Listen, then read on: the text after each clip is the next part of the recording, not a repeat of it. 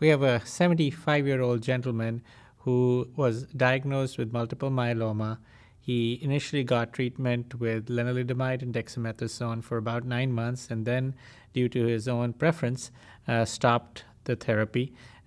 Generally, these days, we do try to give therapy till progression, but in this case, the gentleman himself was desirous of stopping treatment. The good thing is that he had a very good partial response, and he, after that, went a number of years without any need for further therapy.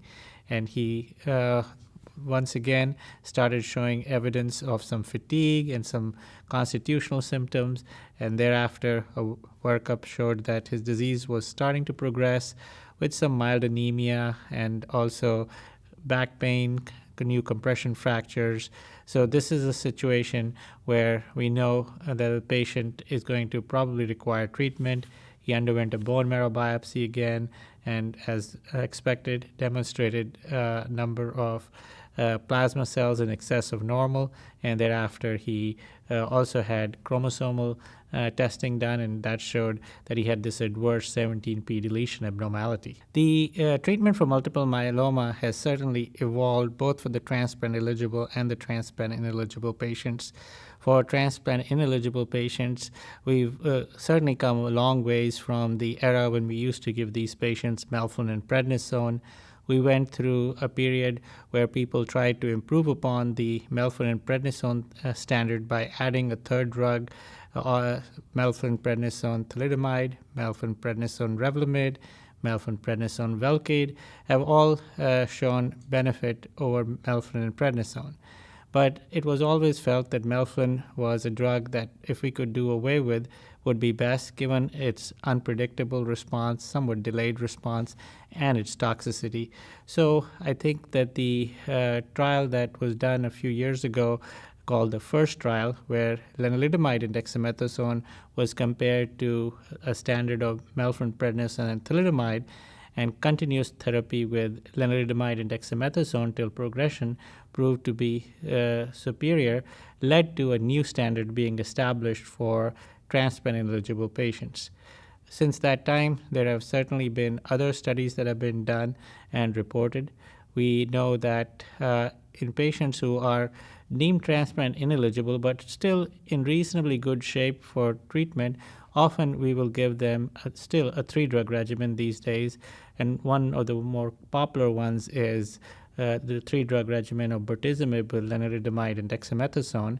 The fact is that the full 3-drug regimen at full intensity often is not well tolerated by an elderly population, so the regimen that we call VRD light has become popular, where you end up giving the Velcade once a week instead of twice a week, the lenalidomide at a lower dose as the dexamethasone. And I think that for patients who are between 70 and 80 years of age, that has become certainly a popular regimen in recent years. For people who are octogenarians, where we are a little hesitant to often give 3 drugs, lenalidomide and dexamethasone, I think, is still a standard that people accept. Now, more recently, we've had data emerge from a new generation of trials looking at monoclonal antibodies in frontline therapy. In that regard, daratumumab with melphalan, Velcade, and Decadron was shown to be superior to the FDA-approved standard of Velcade with melphalan and prednisone. And what we now do know is that it is the first quad, as we call it, the first 4-drug regimen that we have FDA-approved for myeloma. There has been some hesitancy in adopting that widely, given that, again, there is melphalan in the mix there, and people have wanted to move away from the melphalan.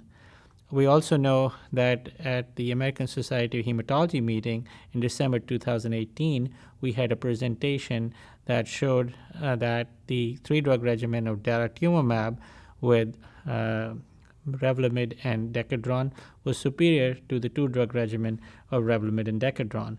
So I think that once that gets approved by the FDA in the future, that will become certainly a very popular regimen for the transplant ineligible patient population.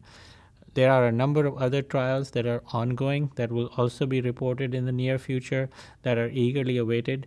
These include trials looking at ixazomib with lenalidomide and dexamethasone compared to lenalidomide and dexamethasone, trial of elotuzumab with lenalidomide and dexamethasone, again compared to lenalidomide and dexamethasone, and how these fit into the landscape once these trials hopefully are positive and lead to the approval of these drugs remains to be seen.